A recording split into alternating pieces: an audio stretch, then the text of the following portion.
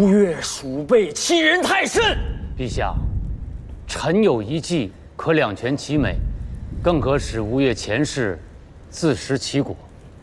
说来，前9要良，是因为此番不独我大唐深受水患之苦，吴越国中亦受其灾，受灾州县人口怕是倍于我朝，故此不要金帛，而要粮食，实在是国内缺粮，饿殍遍野。这才借我朝买船之机，大行勒索，为的是解自家之危。既如此，陛下可将计就计，先将粮食与他，催其交割战船。7个州，20几个县，10几万的灾民等着赈济，府库中的存粮都拿来换了战船，朝廷难道要看着灾民活生生的饿死吗？陛下，可敕令与吴越援边州县打开关卡，放灾民南下救时。陛下不可。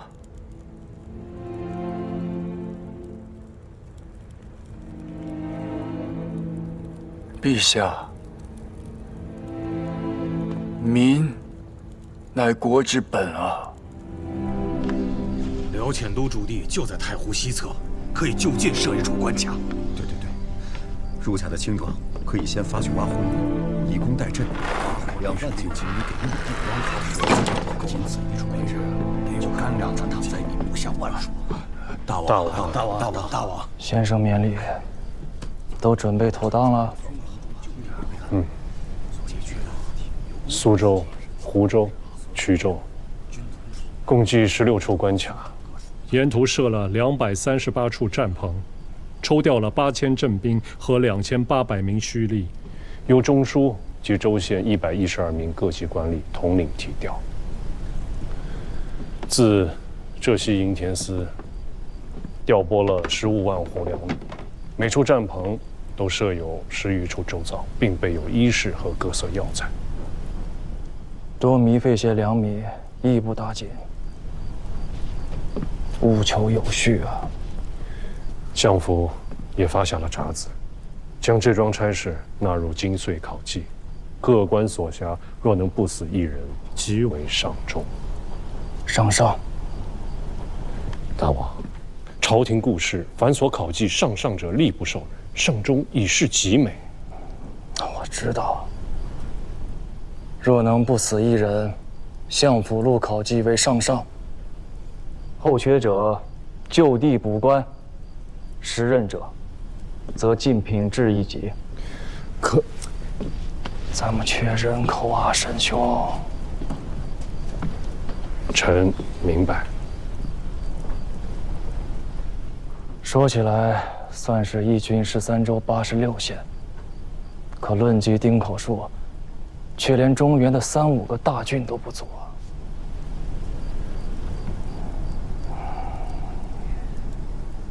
想明白了吗？父王这笔生意，不只要南唐的粮，你记住了，民为国之根本。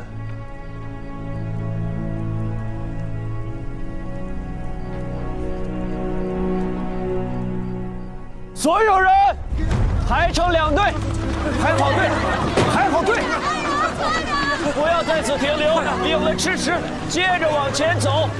不要在此停留，领了吃食，接着往前走。排好队，排好队，红站在5里之外，红站在5里之外。所有人排成2队，不要在此停留，领了吃食。接着往前走！来，大家排好队啊，在前面领图。跟大家说一下啊，一户领1根，只能领1根。一户最多领1根，不要多领。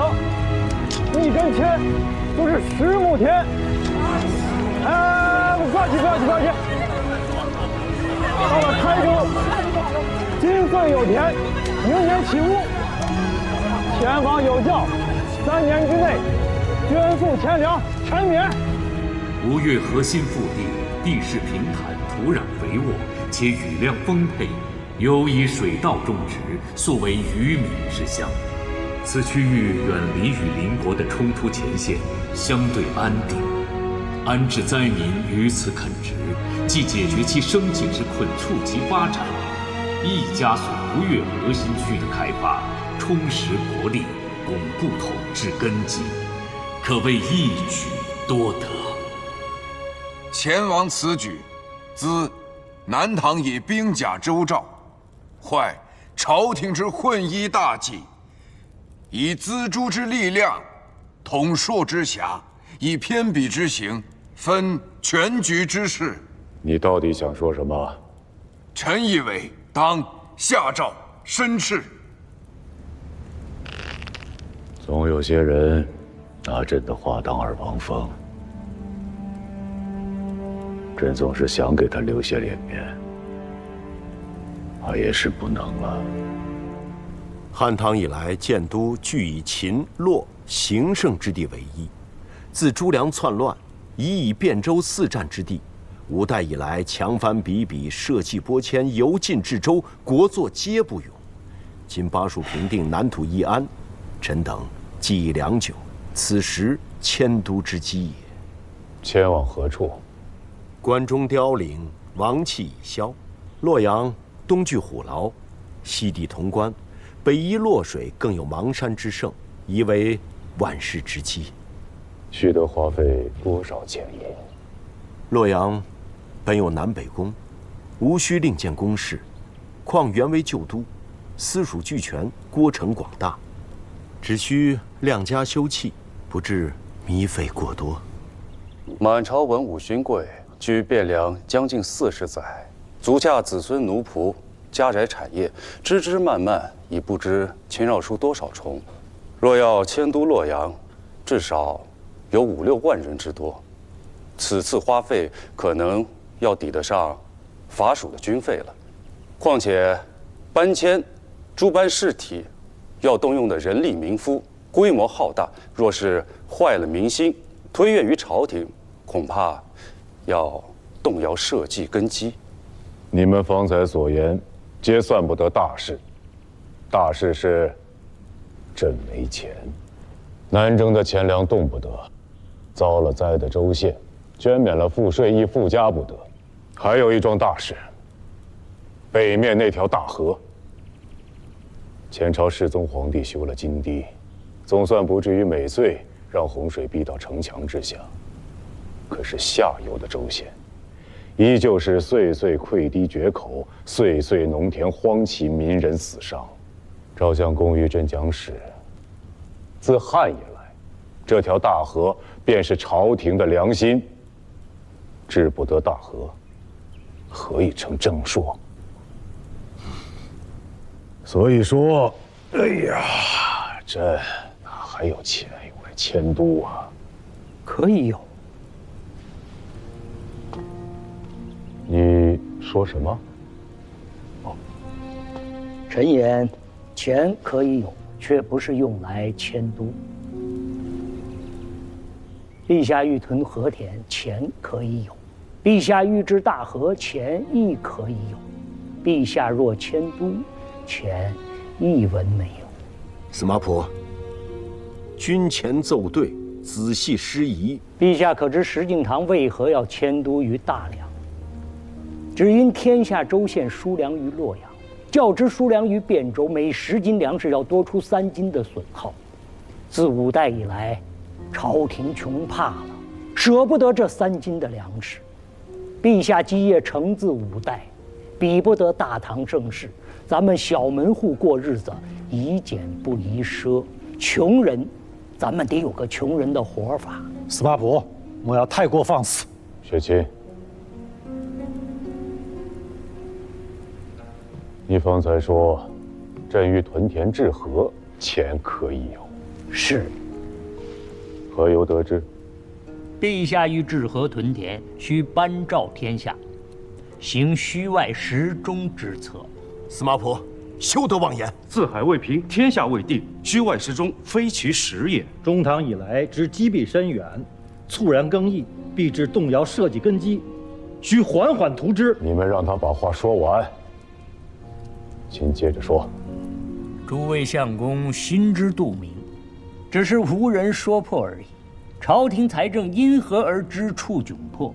只因中唐以来藩镇林立，经节滥赋，州县财政皆握于节镇之手，实外而虚中，以至于朝廷想屯田、想练兵、想治大河，均难以为继。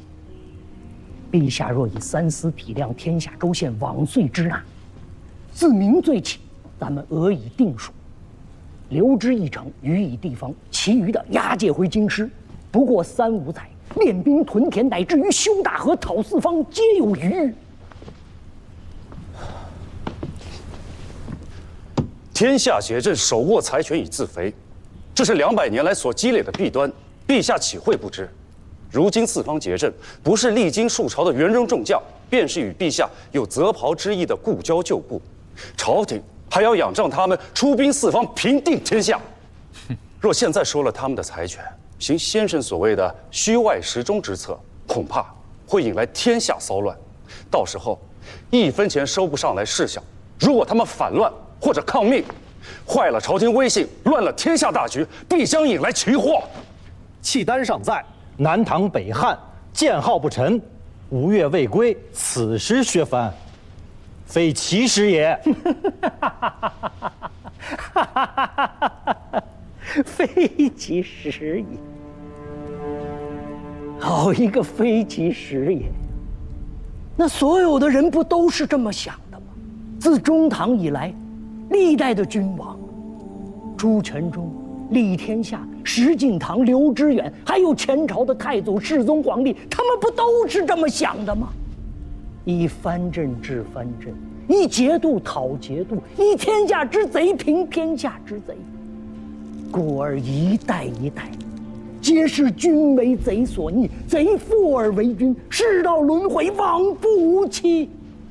陛下口中说着欲效唐太宗，却以诛贼为故事，因循行之，还敢奢言以知太平，可笑啊！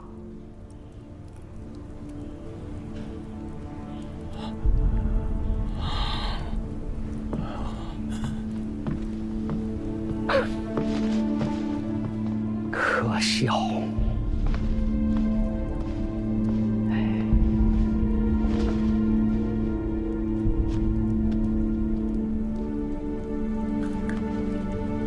可笑！司马普此人，虽然脾气差了些，嘴也臭，却难得有一番肺腑之诚。旁人不敢言之事，他敢言；旁人不敢为之事，也许他敢为之。可知道如何去做，与真正着手去做，不是一件事情。此人与朝中诸藩皆无牵连。阿兄以臣弟所议之事，不妨让他去做。他在军中素无根基，如此狠厉手段，怕是不行。正因为如此，真要动起手来，才不会瞻前顾后，为人情权势所阻啊！阿兄既有所略，何不招他独见，当面议之？大王、相公，稍后带老奴进去禀告。大王可知，陛下何以召臣至此啊？陛下欲在枢密院副使同知之下设一新职，以待承之。新职？签书枢密院使。自今日起，先生便要位列在职了。决以功赏，职以能论。臣入职以来，寸功未立，才华不显。陛下何以对此开启幸进之门呢？非常之事，必赖非常之人。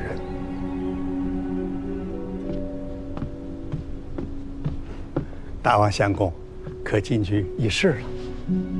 先生请。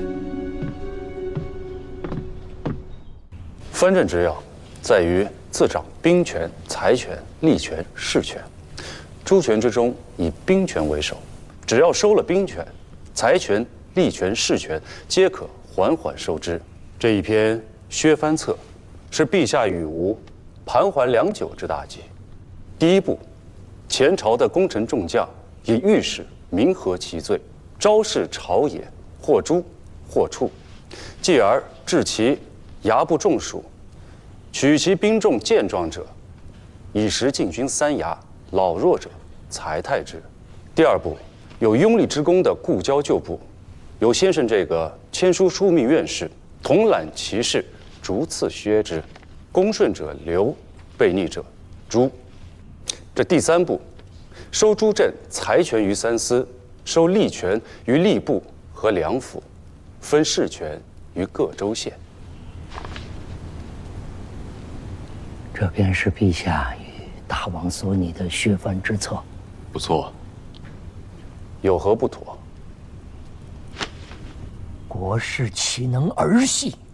陛下欲求大道，却是鬼域之行，还奢言欲效唐太宗，你尚知廉耻二字啊！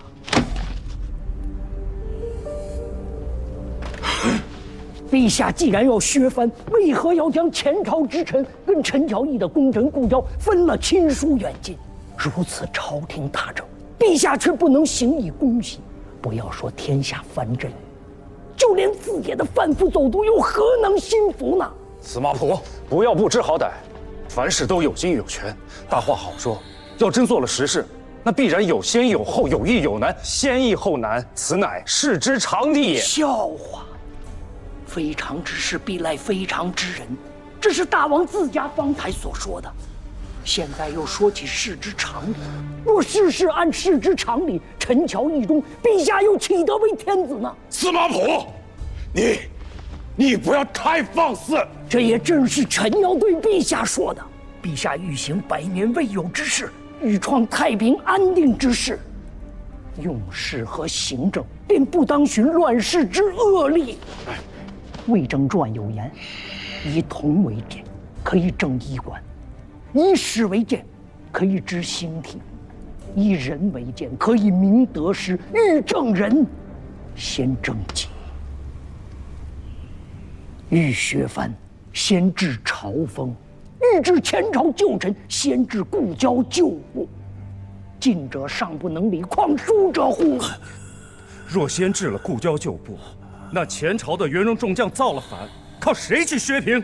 难道靠先生这一般只会啧啧空言的书生吗？陛下如果行事以公，他们又何以会造反呢？依先生所言，那5代之中代代有人造反，那都是君上行事不公所致吗？难道不是吗？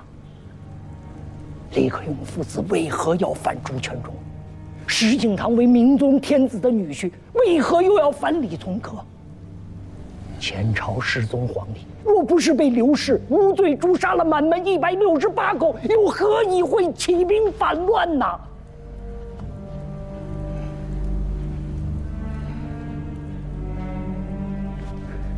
臣在陛下和大王所拟的削藩之策中，不曾见到天下太平，通篇入眼的皆是入人以罪4个字。太平之事，行政当清。200年的乱世，200年的滥杀，陛下若终结此事，欲罢天下藩镇，欲使四海归于，欲治9州太平。如果靠杀人，是做不到的。司马钦的史书弄得比正熟，但你可曾见过历朝历代有不杀人而治太平的吗？前人或有不足，当陛下使之。凭什么？就凭陛下生在一个不杀人便不得活的乱世。陛下若是不能以不杀开死天下之先例，便做不得这太平年下之君。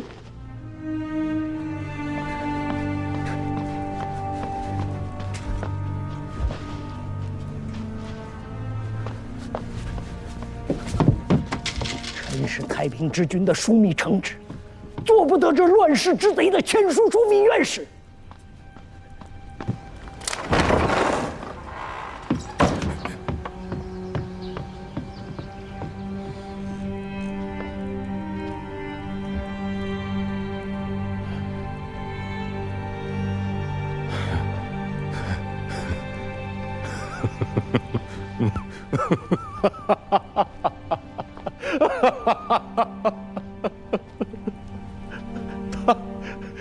他眼里只有黄豆。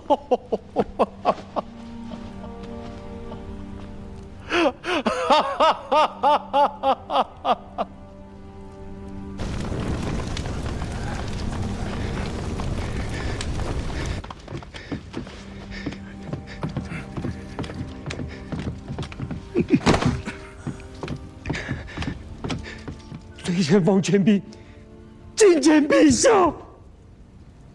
赵相公，陛下，他的罪拟定了吗？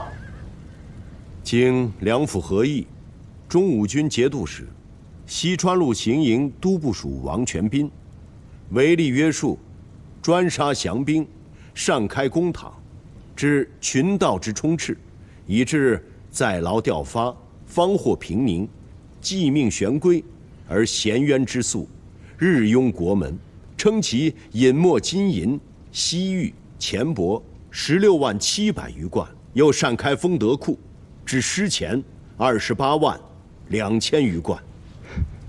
王全斌，听明白了吗？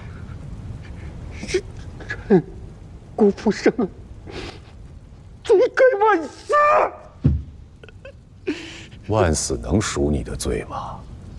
当知何罪，两府可有所议？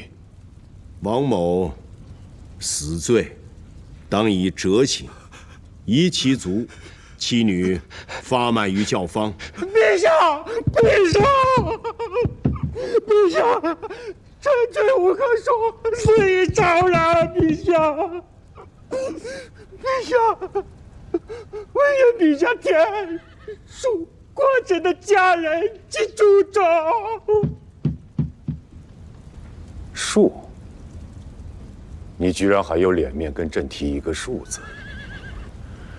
西蜀之地10几个州郡将你逼得降而复返，多少人妻离子散，多少人死于盗左，多少人家财一空，又有多少人罹难于被你生生造出来的这场兵祸？朕今日若恕了你，那些被你逼得家破人亡的冤魂，又有谁来恕他们？以你之罪，今日但凡有一人敢与朕言你有可恕之理，朕便恕了你。陛下，臣有话要讲。司马普，朕现在不想听你说话。若以残民论，王某之罪无可恕之理。但臣想说的是，赵相公以及诸位相公所议之罪，非王某一人之罪。若论有罪，今日帐下人人有罪。非止如此，200年来，历代君王、公卿、大臣、节镇、将校，人人有罪。哎，你是昏了头了，还是吃错了什么东西啊？200年之乱世，200年之滥杀，200年的兵子横行，200年之鱼肉百姓，200年之故事如此，故而王某今日亦如此。陛下若能诛尽这200年来人心离乱，今日杀了王某一族，臣无话可说。若陛下不能，臣纵万死，也要明奏君前。今日有罪者，非王某一人也。依儿所言，那朕也有罪了。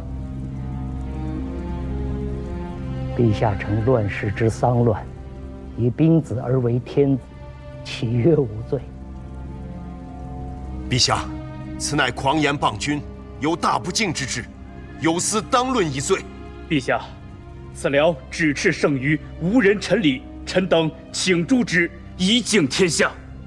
臣等请诛之，以敬天下。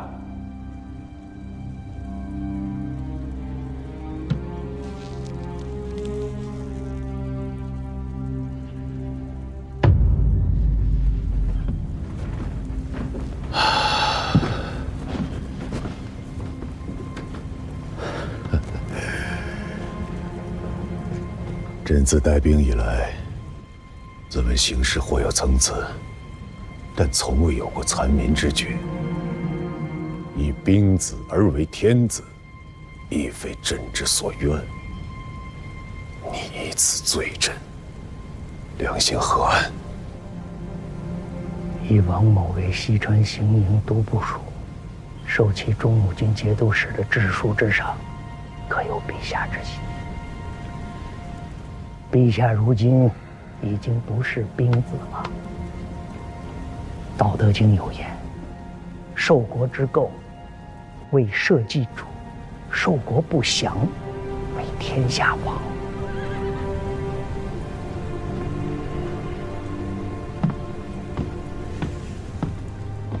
万方有罪，罪在正宫一人。那这帐中人人有罪，你自家也立于帐中，你也有罪吗？臣既生于乱世，今日复立于朝堂之上，岂可曰无罪？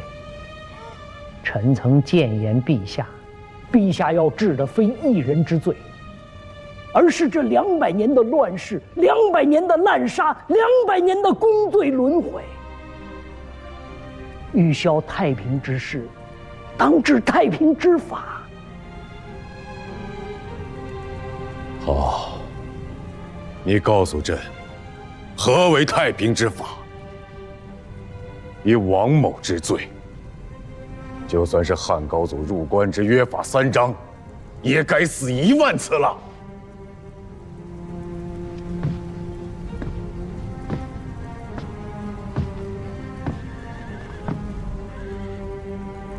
自古杀人易，诛心难。臣并不曾讳言王某之罪，残民之举，陛下诛之，谓之正法。于成平之事，必有益于世道人心。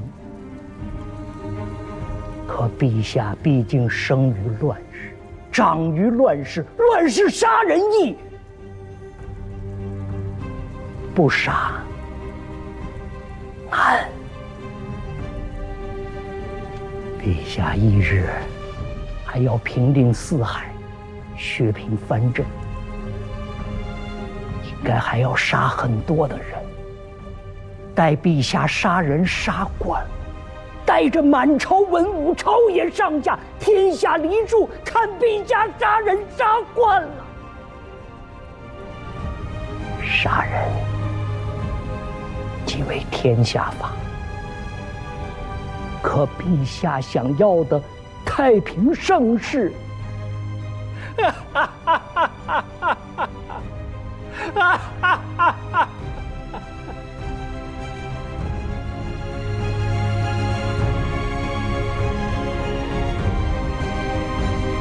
何在呀？